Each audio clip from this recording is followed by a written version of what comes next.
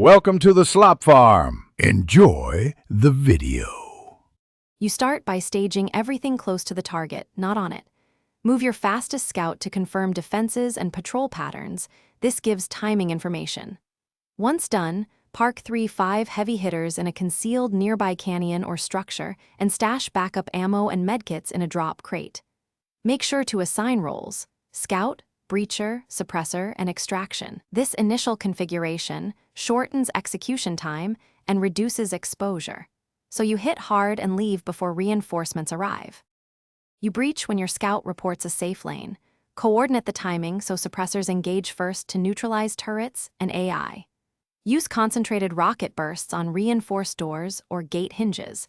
Once a breach appears, send breachers in immediately to prevent repairs.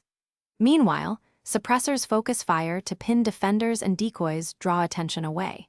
Make sure to rotate ammo carriers forward every 60-90 seconds to sustain pressure. This synchronized approach minimizes chatter and forces defenders into reactive play, speeding your raid. You secure loot quickly by dividing targets.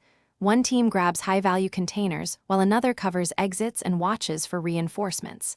Pack valuables into fast extraction mounts and leave non-essential items. Speed reduces exposure.